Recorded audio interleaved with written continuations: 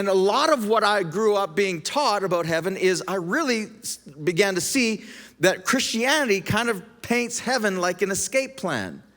Like it's an escape from this big, bad, terrible world, and that one day we get to go there and everything's gonna be all good, and we don't have to put up with any of the pain, the weeping, like all the stuff here, that we just one day, this is not our home, that one day we just get to escape there.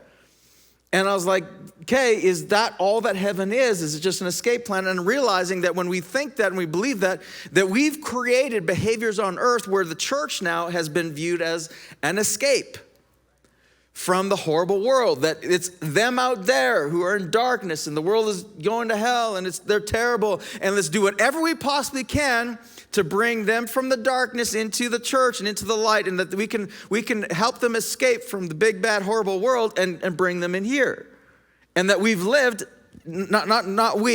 I've lived most of my life thinking that the rapture and the end times is an escape plan, and and I've behaved like church is an escape from the big, bad, horrible world, and I'm doing everything I possibly can to throw a life raft out there and pull you into the safety of the boat. Now, when I read the scriptures and I read the Bible, heaven's not exactly described that way. In fact, we started this series in Revelation 21 where John saw a vision of heaven, and he saw a vision of a city, which kind of caught me off guard, because it's a city. A city is the big, bad, evil, crime, corrupt, dirty, like we don't go to the city for holidays. We escape the city and go to the gardens, to the mountains, to the camping, all the rest of it. We don't escape to the city. Most of us don't escape to the city to holiday. Like the city's what we escape from. And I'm like, wait, heaven's described as a city? That caught me off guard. And then it's described as this perfect city, which I was like, cities are anything but perfect.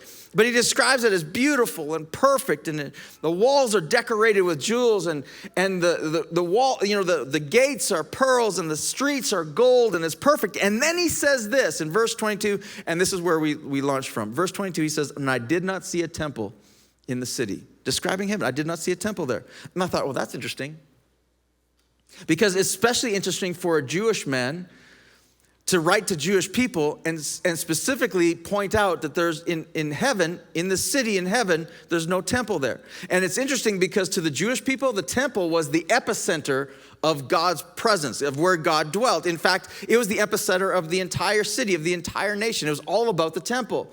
And that's what, Solomon built and David wanted to build. And this is what, any time that in the Old Testament, any of the nations conquered Jerusalem or conquered Israel, they would always state at the forefront the status of the temple and what was left or wasn't left, because it was the epicenter of everything. And then I thought, but heaven, to a Jewish man, a heaven, as he sees a vision, he points out that there's no temple there. And I began to think, I was like, why is this so important?